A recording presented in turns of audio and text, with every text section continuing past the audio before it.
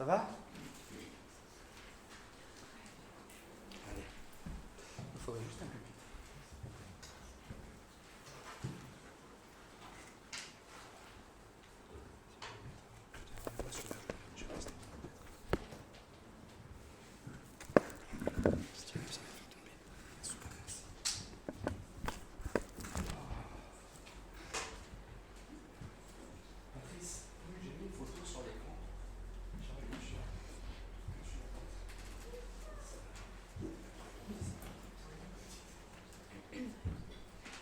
Ah bah ça va, super. Je clique en bas à droite.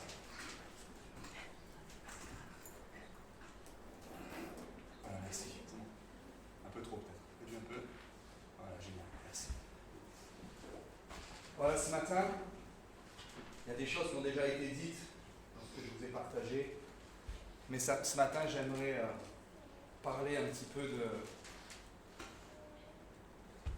de l'esprit religieux, VS, ça veut dire contre, pour ceux qui ne le savent pas, contre l'esprit miséricordieux. Vous allez voir que dans les Écritures, déjà à l'époque de Jésus, l'esprit religieux combattait l'esprit que Jésus-Christ cherchait à manifester, cet esprit d'amour, de grâce et de miséricorde. Et si on ne veille pas, nous en tant que chrétiens ou en tant qu'Église, il se peut que l'esprit de religieux prenne le dessus et qui vient combattre l'esprit que Dieu veut manifester à travers notre vie ou à travers la vie des autres et même dans l'Église. L'esprit religieux, c'est un esprit qui fait beaucoup de dégâts. Et vous allez voir de quelle manière.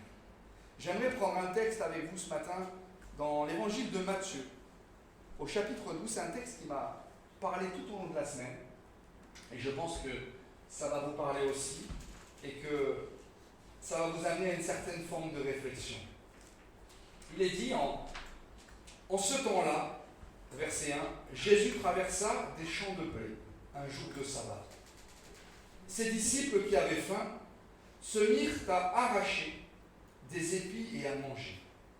Les pharisiens, pour la petite histoire, c'était les hommes religieux de l'époque qui connaissaient la Torah sur le bout des doigts, mais aussi qui avaient rajouté certaines choses à côté de la loi, ce qu'on appelait la tradition à l'époque. Ils avaient la Torah, mais ils avaient aussi toute espèce de dogme, comme je vous disais tout à l'heure, avec la religion. La religion amène tous des préceptes humains, des dogmes qui bien souvent viennent annuler les Écritures. D'ailleurs, Jésus leur dira à un moment donné dans les Écritures, vous annulez la parole de Dieu par votre tradition. Et ça, c'est l'esprit religieux. Et voilà que les pharisiens, voyant les disciples donc arracher des épis à manger, un jour de sabbat, lui dire, voici tes disciples font ce qu'il n'est pas permis de faire pendant le sabbat.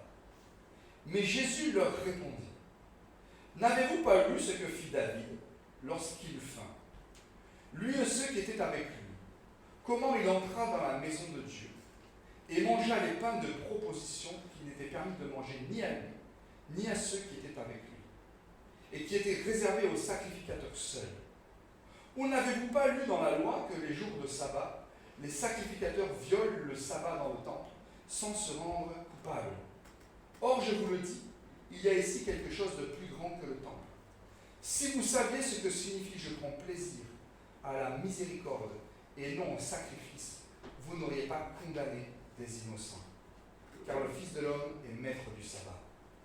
Étant parti de là, Jésus entra dans la synagogue. Jésus, c'était un homme qui avait un certain charisme, mais qui aimait provoquer les hommes religieux.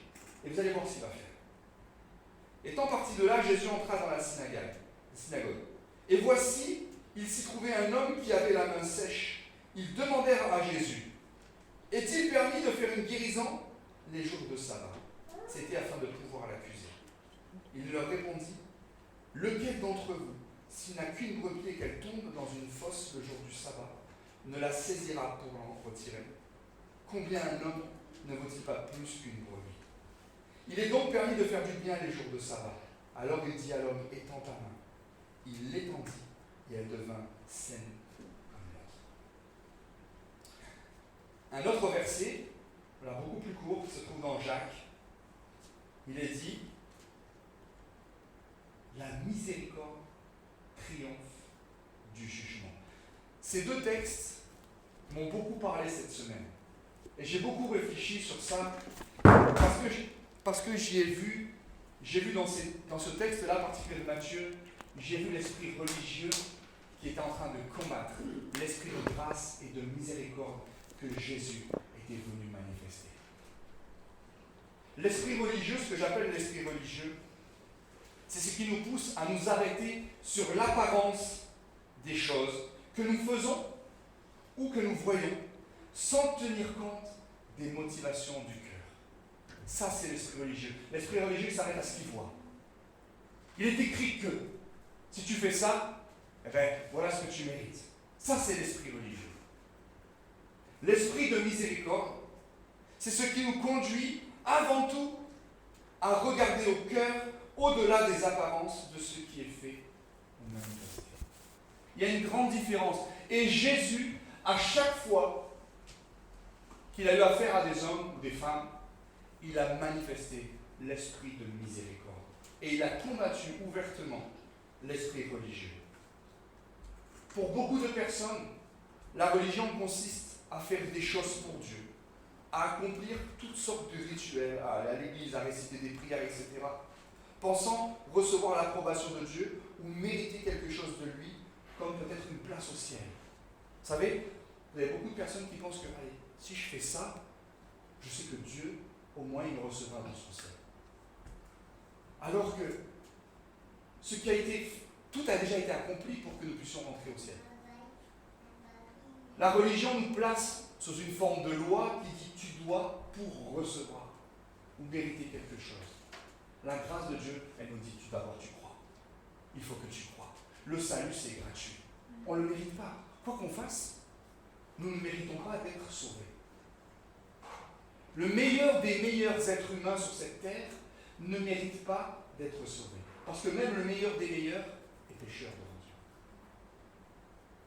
Par contre, le pire des pires, s'il croit à l'œuvre de Jésus-Christ sur la croix, il reçoit le salut. Pour preuve, rappelez-vous quand Jésus a été crucifié. À ses côtés, il y avait deux brigands, non? Il y en avait un qui insultait Jésus et qui disait, mais si tu dis être ce que tu es, mais descends de la croix, sauve-toi et sauve-nous, nous avec. Et il y en avait un autre à ses côtés, brigand aussi. Alors on ne nous a pas dit ce qu'il avait fait, il a peut-être tué, il a peut-être volé, il a peut-être fait les deux, j'en sais rien. Mais en tout cas, il avait été pris, chopé par les Romains, et il méritait un sacrifice, il méritait le supplice de la mort pour ce qu'il avait fait. Mais cet homme-là, entendant son collègue en train d'insulter Jésus, va le reprendre en disant, mais qu'est-ce que tu racontes? Pour nous, ce n'est que justice.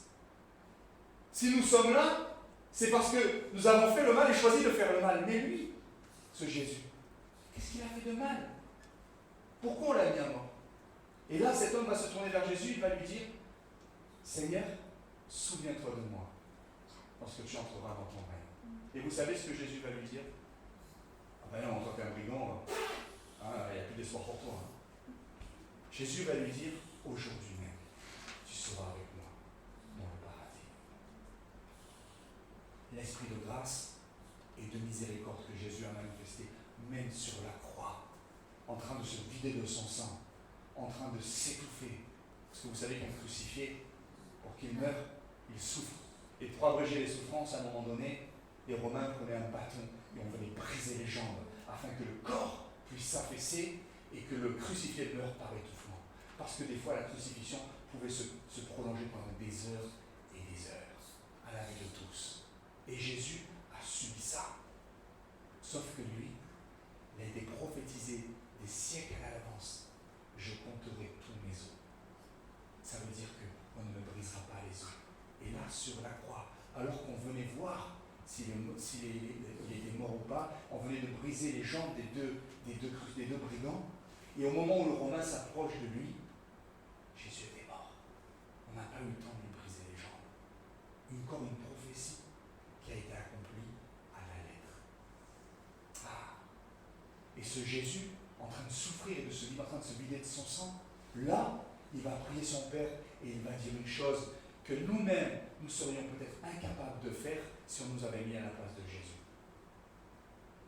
Jésus va dire, Père, pardonne-leur, parce qu'ils ne savent pas ce qu'ils font. Et en effet, ils ne le savaient pas.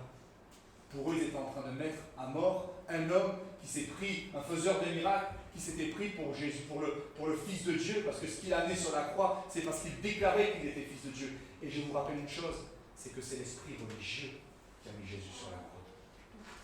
Mais sans le savoir, ceux qui le mettaient à mort étaient en train d'accomplir le plan de Dieu à la perfection. Parce que Jésus a dit, personne ne m'ôte la vie, mais moi, je le donne. Il dira à Pierre dans le jardin, au moment de son arrestation, Pierre va sortir une épée pour essayer de défendre son Seigneur. Jésus va lui dire, Pierre, range ton épée. Ne crois-tu pas que si je demande à mon Père maintenant 12 légions d'anges, il ne me les enverrait pas pour me libérer? Dieu l'aurait fait, mais Jésus savait pourquoi il devait être arrêté. Il savait pourquoi il allait souffrir et il savait pourquoi il devait mourir. Il était venu accomplir le plan de Dieu en donnant sa vie pour vous et moi. Et aujourd'hui, si nous avons la possibilité d'accéder à l'éternité, d'obtenir la vie éternelle, parce que Jésus est venu pour ça, nous donner la vie éternelle. Ah, peut-être que pour nous aujourd'hui, qui sommes sur cette terre, on se dit, oh, la vie éternelle, on verra après. Non, c'est maintenant. C'est maintenant que le choix se fait. Parce qu'après, c'est trop tard. Peut-être que la vie éternelle dans ce monde matériel, ça ne nous dit rien. Vous avez des gens qui ont tellement tout, tellement d'argent, tellement de biens, tellement de quoi profiter de la vie que l'éternité, mais on pensera, ça on verra, ça au moment de la mort. Mais parfois, il y en a qui n'ont même pas le temps de penser, parce que la mort, elle les surprend en un instant. Et après, c'est trop tard. Jésus est venu pour sauver nos âmes, premièrement, en nous arrachant à nos péchés. À partir du moment où tu te reconnais pécheur, et que tu crois que Jésus-Christ est mort pour tes péchés et pour te sauver, tu reçois la vie éternelle. C'est ça l'évangile. C'est ça l'évangile. Mais après, il faut le suivre. Et il va falloir le suivre jusqu'au bout. Le chemin ne va pas forcément être facile, mais il a promis d'être là, de t'aider. Tu auras des échecs, tu auras des luttes, tu auras des combats. C'est pour ça que ce dernier chant qu'on a chanté, la vie chrétienne, c'est pas comme un touriste, mais c'est comme un soldat. Un soldat en armes, qui combat et qui marche à contre-courant de ce monde. Parce que le monde veut nous emmener dans une direction, et Dieu veut nous emmener dans une autre. Mais quand tu as choisi de vivre avec Dieu, de marcher avec Dieu, de le suivre, ta vie c'est une marche à contre-courant. Et tu te prends du vent, et tu te prends des troncs d'arbres, et tu te prends toutes sortes de choses que le vent contraire t'emmène. Mais Dieu t'a donné la force de continuer parce qu'il est là.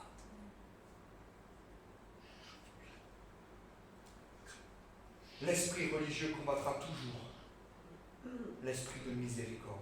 Il l'a combattu Jésus à la croix. Il a combattu Jésus pendant ces 3 années où il a marché sur la terre et fait de grandes choses. L'esprit religieux a toujours été là pour le combattre.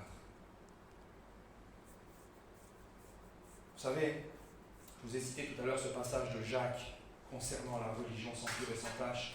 Je ne vais pas vous le relire parce que je vous l'ai déjà cité. Mais le mot religion que notre langue française utilise, c'est un mot qui est tiré du latin religere et qui signifie lier et attacher. La religion, elle lie les hommes. Au lieu de les rendre libres, elle les lie. Regardez je prends la religion islamique. Regardez comme tous ceux qui pratiquent sont liés par l'islam, par la loi, par la religion islamique. Ils sont obligés de prier 5 fois par jour. Ils sont obligés de faire le jeûne du ramadan. Ils sont obligés de faire plein de choses, des ablutions, plein de trucs. En pensant que s'ils ne les font pas, la colère d'Allah, elle va s'effondrer sur eux. La religion, elle nous lie, elle ne nous rend pas libres, au contraire, elle nous rend esclaves. La vie avec Dieu, la relation avec Jésus, elle te rend libre, non pas de faire ce que tu veux, mais libre de toi-même. Parce que s'il y a bien quelque chose dont on doit être libéré, c'est de nous-mêmes, de notre mauvaise nature, qui bien souvent choisit de faire le mal plutôt que le bien. Jésus est venu nous libérer de ça. Comment il le fait? Parce qu'il nous donne son esprit, il vient vivre en nous. il vient vivre en toi et en moi. Et en vivant en toi et en moi, il te donne la force de vivre comme tu ne pourrais pas vivre. Elle te donne la force de vivre comme lui a vécu. Une vie selon Dieu. Oh, ça ne veut pas dire que tu vas être parfait du jour au lendemain, mais Dieu est à l'œuvre en toi.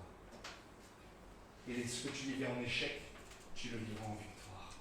Et tu reçois une force d'en haut pour faire sa volonté.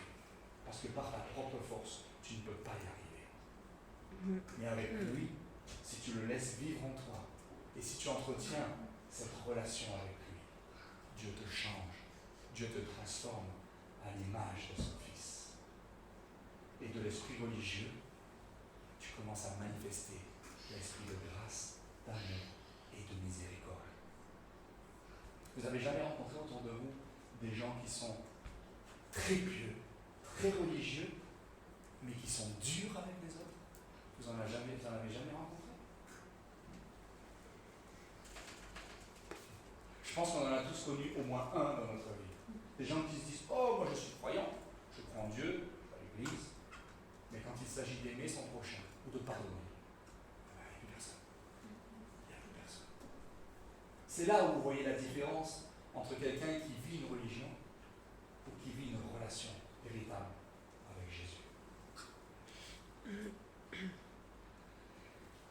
Dans Matthieu 12,7, Jésus dit « Si vous saviez ce que signifie je prends plaisir à la miséricorde et non au sacrifice, vous n'auriez pas condamné des innocents. » Vous savez que dans le passage qu'on a lu dans Matthieu 12, il est parlé de David.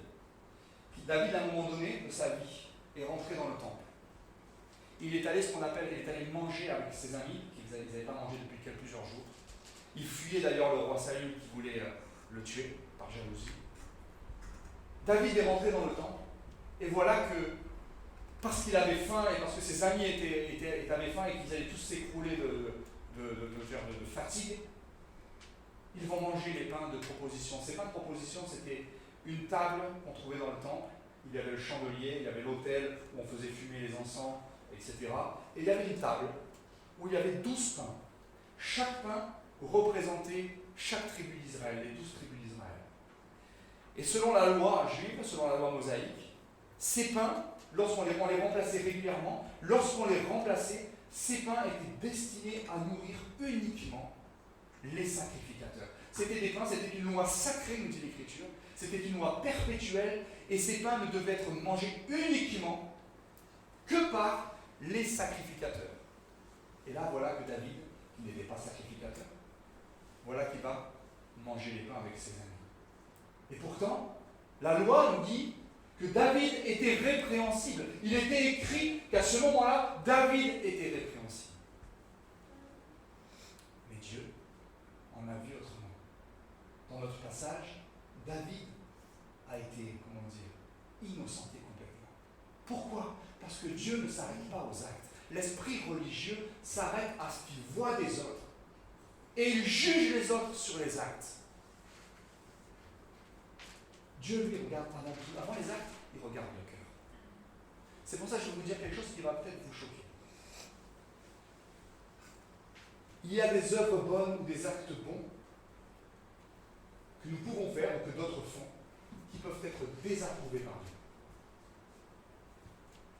Il y a des actes qui, en apparence, comme David, sont répréhensibles et qui vont être approuvés par Dieu.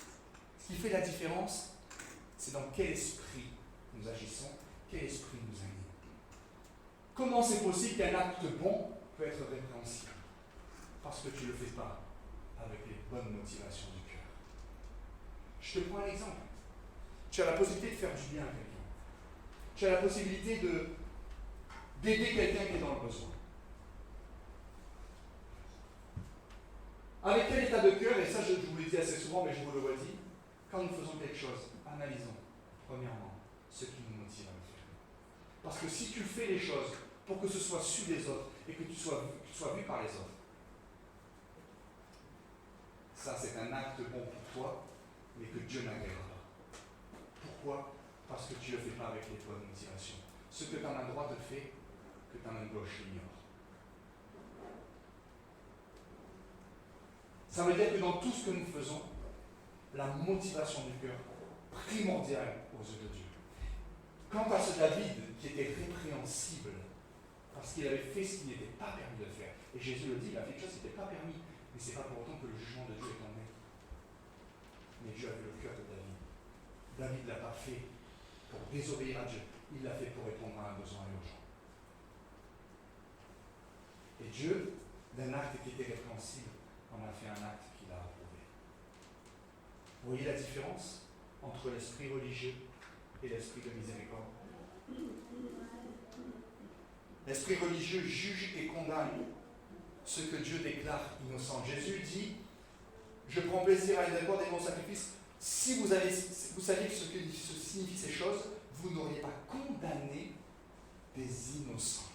Vous voyez, l'esprit religieux condamne ceux qui sont innocents aux yeux de Dieu. Répréhensibles peut-être aux yeux des hommes, mais innocents aux yeux de Dieu. C'est pourquoi Jésus nous dit, ne jugez pas. C'est tellement facile de juger les gens sur l'apparence, sur les choses que nous savons.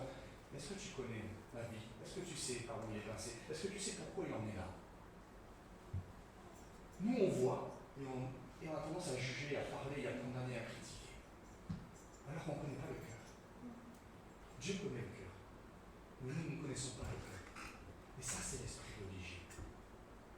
Alors la question qu'on doit se poser ce matin, quel esprit m'anime? Et vous verrez que si on se pose honnêtement la question, parfois c'est l'esprit de miséricorde qui nous anime, mais parfois c'est l'esprit religieux.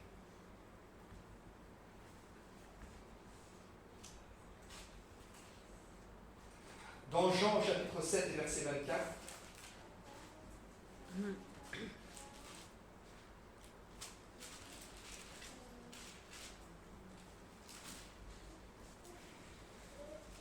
il est dit, ne jugez pas selon l'apparence, mais jugez selon la justice de Dieu. Ce passage nous ramène un petit peu à Matthieu 12 quand Jésus a guéri l'homme qui avait la main sèche. Vous savez que dans la loi mosaïque, un jour de sabbat, on ne devait pas faire d'œuvre. Le jour de sabbat, c'était un jour de repos. Dieu a créé le monde en 6 jours. Le 7e jour, il s'est reposé, nous dit l'Écriture. Et Dieu avait donné le sabbat à l'homme pour que le 7e jour, il se repose. Il ne devait pas faire d'œuvre. Et Jésus va les confondre. Il va leur montrer que même un jour de sabbat, à l'époque, nous, le sabbat aujourd'hui, ça ne veut plus dire grand-chose. Mais pour les Juifs, à l'époque, ça parlait beaucoup. Et Jésus va confondre ces hommes, l'hypocrisie de ces hommes, de l'esprit religieux. Il va dire, mais attendez, vous, si vous avez une brebis qui tombe dans une fosse un jour de sabbat, vous n'allez pas aller la chercher. Et aux yeux de Dieu, une âme qui souffre, ça a beaucoup plus d'importance qu'une simple brebis. C'est pour ça que Jésus, il a confondu l'esprit religieux en faisant des guérisons un jour de sabbat. Je vous ai dit tout à l'heure que Jésus aimait provoquer. Lui, il aimait provoquer l'esprit religieux pour les mettre face à leurs erreurs et face à leur hypocrisie. Ne jugez pas selon l'apparence, mais jugez selon la justice. Bien souvent, lorsque nous portons un jugement, notre jugement est erroné parce que nous n'avons pas tous les tenants ni tous les aboutissants. David, scripturairement, était répréhensible. Mais Dieu ne s'arrête pas aux apparences et il n'est pas limité par sa parole.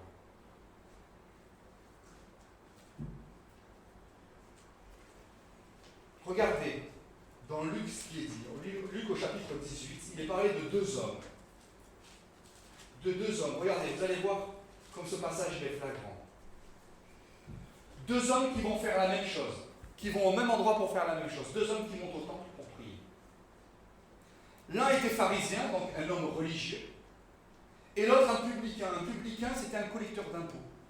C'était quelqu'un qui travaillait pour les Romains. C'était un juif qui travaillait pour les Romains. Ils étaient très mal vus parce qu'ils collectaient l'impôt non seulement pour l'ennemi, mais en plus, ils prenaient plus que ce qui leur était demandé qu'on se le mette dans la poche. Et voilà 2 hommes qui montent. Un religieux et un publicain. On va dire ça, un voyou ou un brigand. Okay.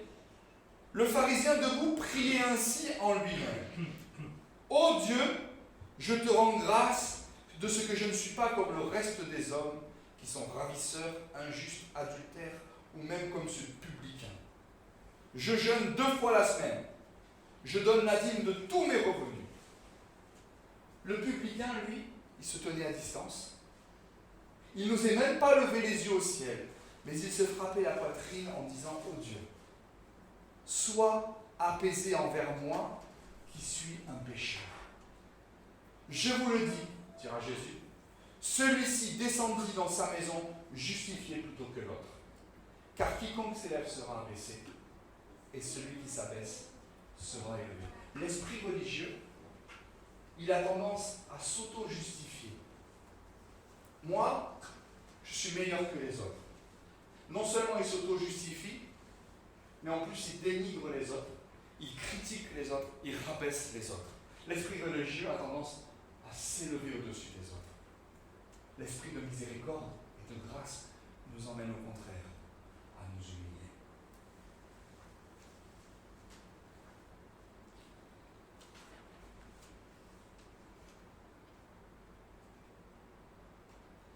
À 2 reprises dans l'évangile de Matthieu, Jésus va dire la même chose. Je prends plaisir à la miséricorde et non au sacrifice. Et à chaque fois, il va le dire aux hommes qui ont l'esprit religieux. Aux yeux de Dieu, la manifestation du cœur est importante. Ce n'est pas l'acte extérieur qui compte. Ce n'est pas ça que Dieu regarde. Ça, c'est de la religion. Dieu regarde au cœur. Il ne regarde pas l'apparence des choses que nous faisons, il regarde nos cœurs. Bien sûr que le péché reste le péché. D'accord? Je ne suis pas en train de sortir une nouvelle doctrine. Ce n'est pas du tout ça. Le péché reste le péché. Et devant Dieu, le péché reste toujours répréhensible. Mais il nous dit que celui qui se repent, se repentir, c'est réaliser vraiment qu'il a mal agi. Et décider de faire mieux la prochaine fois. Ça, ce cœur, Dieu l'aime. Dieu il approuve ce cœur-là. Et Dieu pardonne. Dieu pardonne à partir du moment où on a cette humilité de reconnaître notre erreur. L'esprit religieux, lui, il ne reconnaît rien du tout. Il ne reconnaît rien du tout. C'est pourquoi, devant Dieu, certains actes qui semblent en apparence répréhensibles, Dieu fait miséricorde. Et Dieu déclare innocent ce qui, à notre vue humaine, pourrait être répréhensible. Là, je vais peut-être vous dire quelque chose qui va vous choquer. Mais c'est une véritable conviction. Face à tout ce que je viens de vous dire, c'est pour ça que Dieu peut désapprouver un mariage et bénir, au-delà de tout ce qu'on peut imaginer, un remariage. Comment c'est possible? Qu'est-ce que Dieu raconte? La Bible a dit que celui qui divorce ne peut pas se remarier. Ça, c'est l'esprit religieux. J'ai vu des remariages plus bénis que des premiers mariages. Vous savez, l'esprit religieux s'arrête à la lettre.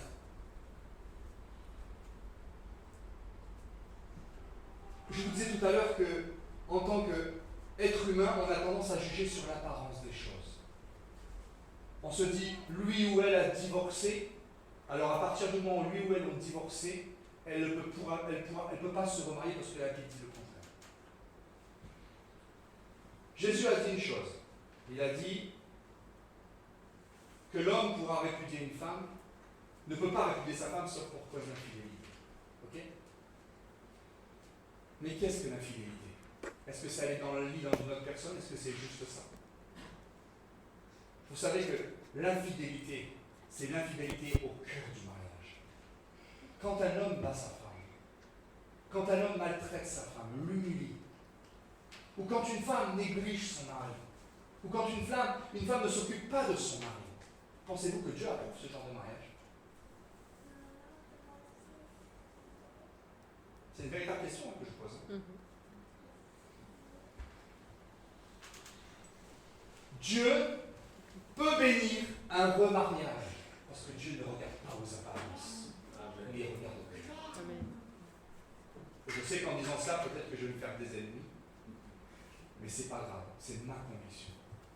Et c'est pas que ma conviction qui parle, mais c'est l'expérience aussi qui parle. Pas que je suis divorcé, et je ne compte pas de divorcer, je vous le dis d'avance.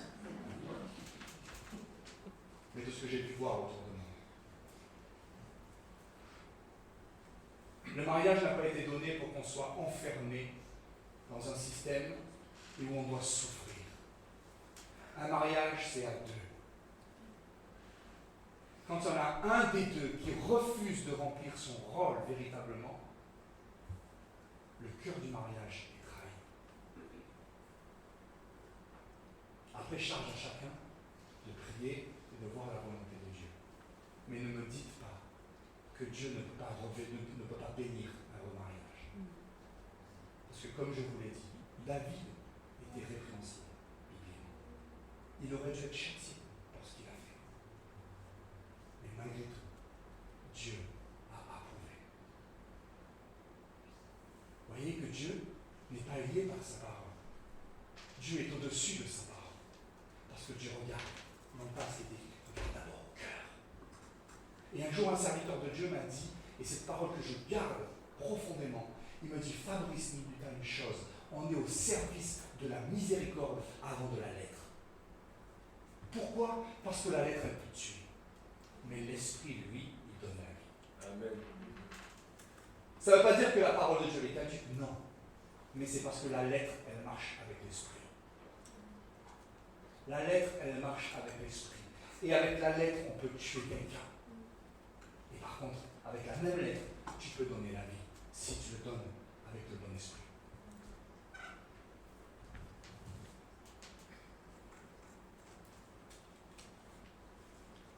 Alors, ne croyez pas, ne commencez pas à dire, Fabrice, il préconise le remariage, il est pour le divorce.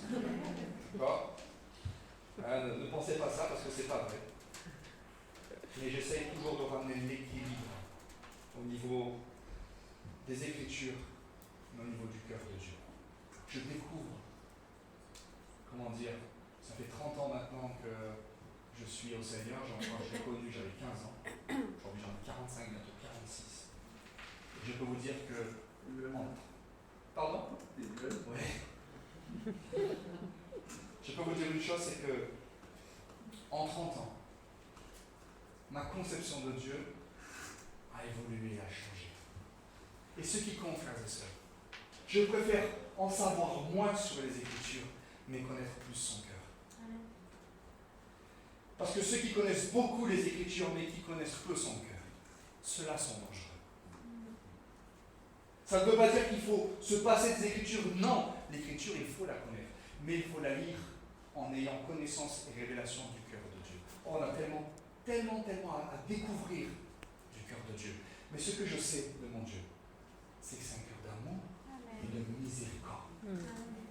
Que Dieu ne nous juge pas et ne nous condamne pas. Bien sûr que quand on fait mal, son esprit nous parle et nous interpelle afin de nous ramener à la repentance et de nous ramener sur le droit chemin. C'est lui qui vient nous convaincre intérieurement. Mais à aucun moment Dieu nous juge. Le temps du jugement, il n'est pas venu. Nous, en tant qu'enfants de Dieu, nous rendrons bien sûr des comptes pour notre vie, notre marche avec Dieu. Mais pas pour une condamnation, c'est pour les récompenses. Parce qu'il y a des récompenses qui nous sont réservées en haut. Mais apprenez surtout à découvrir le cœur de Dieu. Avant de, pas de connaître la parole, c'est pas ce que je veux dire, mais avant de tirer conclusion des Écritures. Parce que le cœur de Dieu ramènera toujours l'équilibre. Et c'est ce que Jésus est venu faire face aux pharisiens. Il leur a dit, mais vous connaissez la Torah, mais vous ne connaissez pas les principes de miséricorde, de pardon, etc. Il dira ça aux pharisiens. Les pharisiens étaient sur la lettre. Ils condamnaient, ils jugeaient par rapport à la lettre, mais ils ignoraient le cœur de Dieu, la connaissance de Dieu. Ils connaissaient la parole, mais ils ne connaissaient pas le Dieu de la parole. Et nous devons connaître les deux. La parole et le Dieu de la parole. Regardez, un dernier exemple, avant que je termine. Vous connaissez l'histoire de la femme adultère? Encore ces pharisiens qui arrivent devant Jésus, qui traînent une femme qui a été prise en flagrant délit d'adultère. Ils amènent cette femme, ils la jettent au pied de Jésus et ils lui disent, la loi de Moïse commande à cette femme qui a été prise en flagrant adultère d'être lapidée et mise à mort. Et toi, que dis-tu? Jésus était dans une synagogue en train de d'écrire par terre, il était en train de parler à plusieurs personnes, il a été interrompu par ses pharisiens. Et voilà, à un moment donné, Jésus se lève. Et vous savez ce qu'il va dire à ces hommes pharisiens, ces hommes religieux? Il va leur dire que celui qui n'a jamais péché, lui jette la première pierre.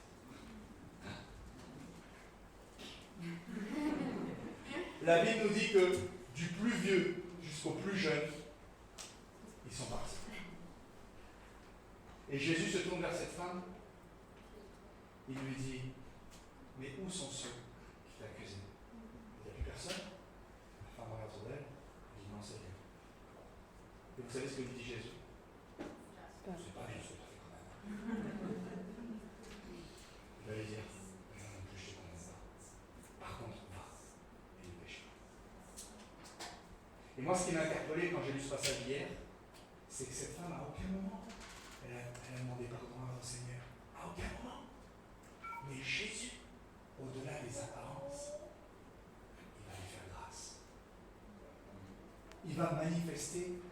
Cette femme était, par la loi mosaïque, elle était répréhensible. Elle méritait la mort. Dieu avait commandé qu'une femme adultère soit mise hors du camp, c'est-à-dire hors de la ville, et que les anciens de la ville prennent les pierres et qu'ils lui jettent les pierres dessus, et qu'ils la tuent. C'était ce que commandait la loi mosaïque. Et quand Jésus est apparu, le peuple était encore sous la loi. Cette femme, elle méritait la mort. C'était écrit. Et l'esprit religieux est venu pour condamner cette femme. Mais l'esprit de miséricorde a pris cette femme dans ses bras. Et Jésus l'a pardonné. Waouh! Ça, c'est le Dieu que je sers. Amen. Je ne suis pas au service d'une religion, mais au service d'un Dieu de miséricorde. Il est appelé par la Bible le Père des miséricordes. Dieu se plaît, il est un Dieu miséricordieux et compatissant. Ça, c'est le cœur de Dieu. Ça ne veut pas dire qu'il faut en profiter, non. Mais nous devons savoir que lorsque nous marchons avec Dieu, nous marchons avec un Dieu qui est miséricordieux et compatissant. Et ça doit enlever de ta vie tout esprit de culpabilité et de condamnation. C'est pour ça que la Bible nous dit que celui qui est en Jésus-Christ, il n'y a plus de condamnation. L'esprit religieux va te condamner, il va te pointer du doigt. Et parfois, tu n'as pas besoin de quelqu'un autour de toi pour te pointer du doigt, tu vas te condamner toi-même. Et quand tu vis sans cesse dans la culpabilité sur le passé que tu ne peux pas changer, c'est que tu vis encore dans un esprit religieux et tu n'as pas compris que Dieu est miséricorde et compatissant et qu'il pardonne. Un Dieu de miséricorde. C'est pour ça que la Bible dit que la miséricorde, elle triomphe du jugement. Mais elle dit aussi une chose importante, et ça nous concerne tous. La Bible nous dit que nous serons jugés à la manière dont nous aurons jugé les autres.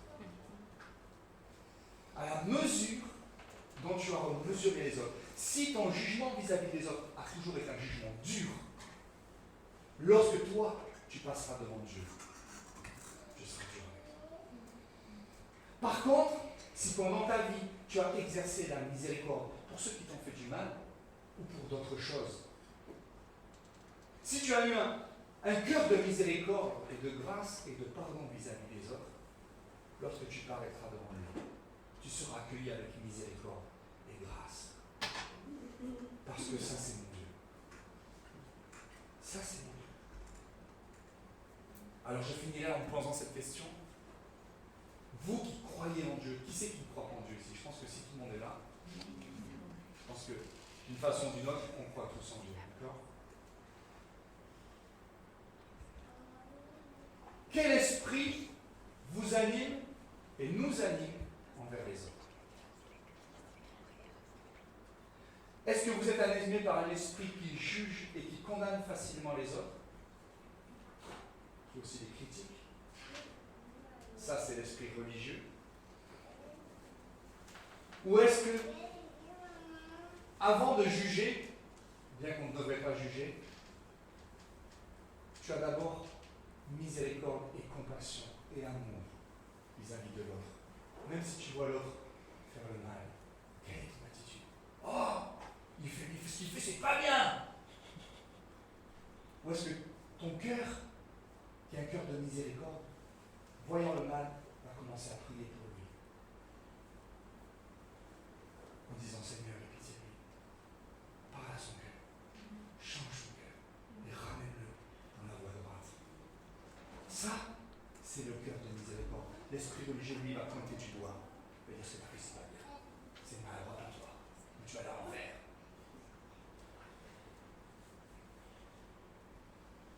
Et je finirai avec ce verset.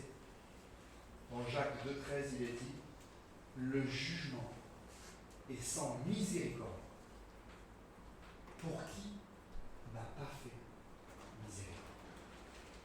T'entends ça? Le jugement est sans miséricorde pour qui n'a pas fait miséricorde. Vous savez ce que c'est la miséricorde? C'est un terme latin qui est en deux mots. Miséricorde. D'accord?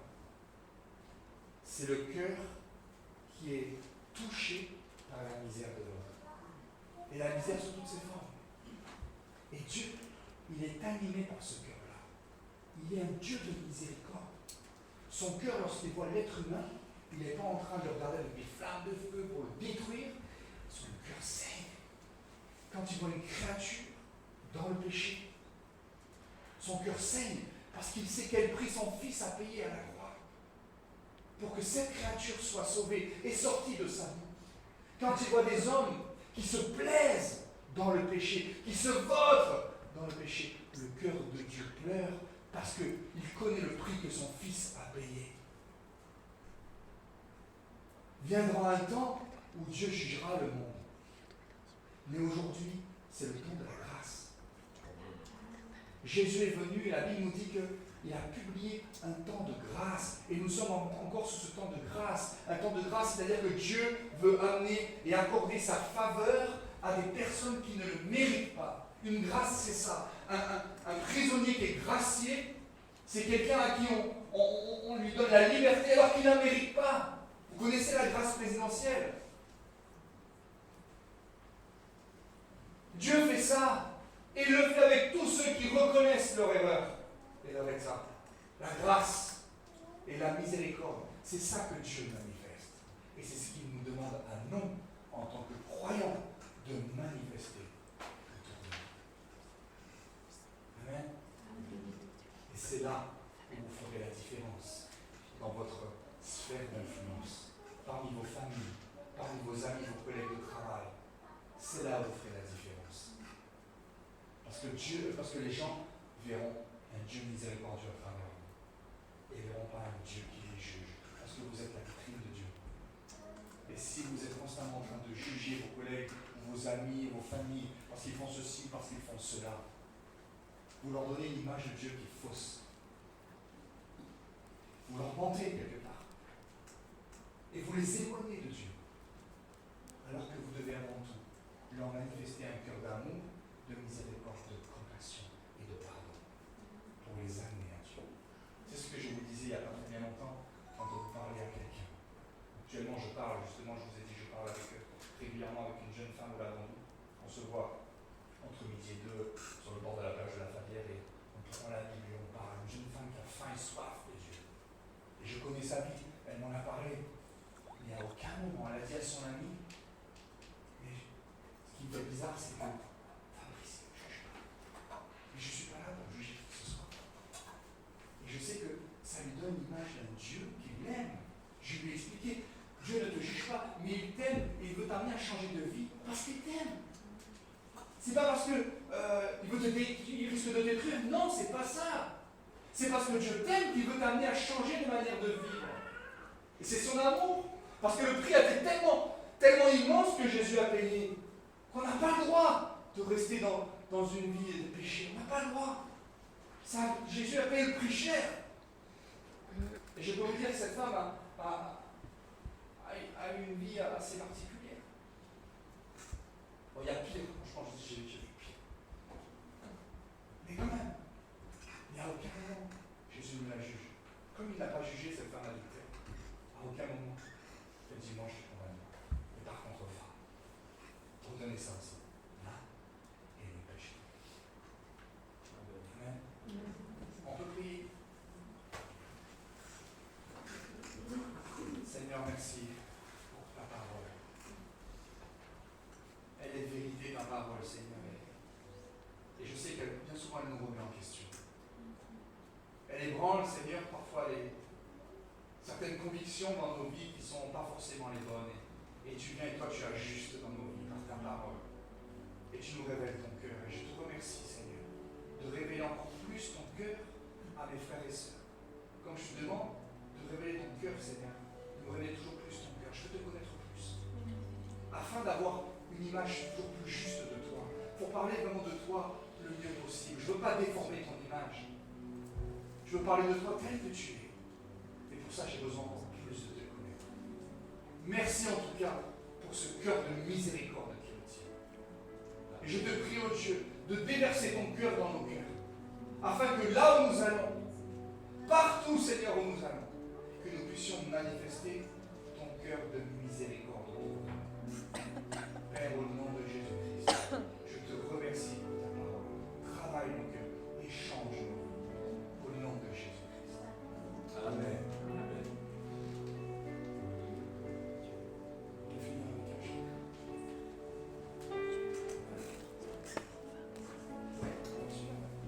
Vous voulez rechanter un dernier chant pour qu'on ne se sépare? Vous voulez?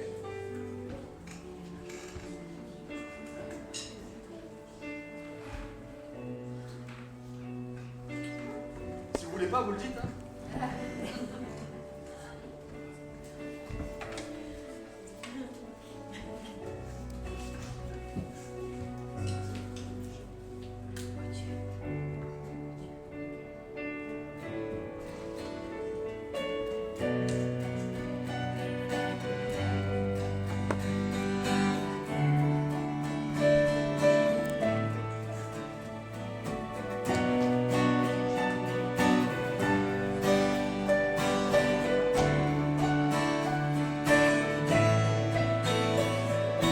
Tu transformes l'eau en vin, tu shines sur de ta main, et comme toi,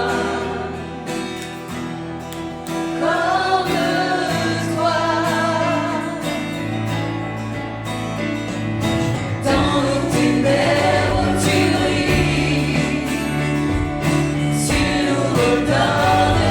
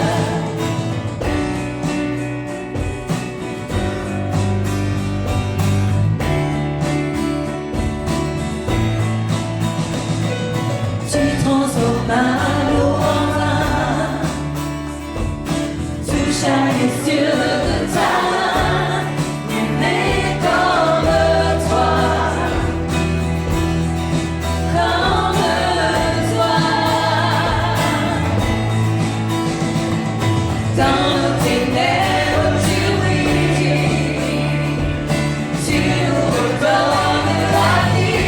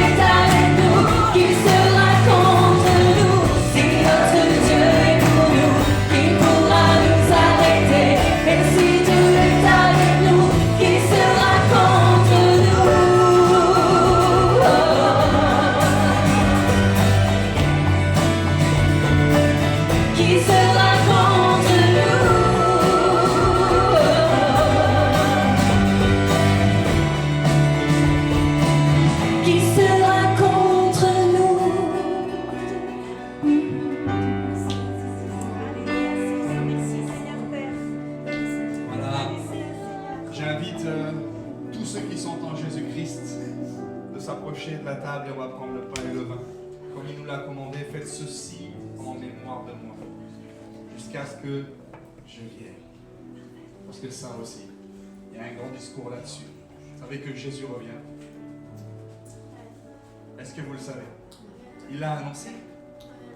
Quand Jésus est parti rejoindre son Père, les anges qui étaient là, en train de regarder, de voir les disciples, ils diront aux disciples, mais pourquoi vous arrêtez-vous à regarder vers le ciel? Ne savez-vous pas que ce Jésus qui est monté, il redescendra de la même manière? Et Jésus avait fait cette promesse au Père, aux disciples. Il avait dit, je m'en vais voir le Père, je m'en vais rejoindre le Père. Mais il y a plusieurs demeures dans la maison de mon Père. Et je m'en vais vous préparer une place, afin que là où je suis, vous y soyez aussi. La Bible parle clairement, c'est écrit qu'un jour, Jésus reviendra. Il l'a promis, et il le fera en son temps, et il le fera. Amen. Mais il a dit en attendant, mangez et buvez ce pain, buvez ce vin et mangez ce pain, jusqu'à ce que je revienne. Amen. Amen. Allez, que tous ceux qui sont en Jésus-Christ puissent s'approcher.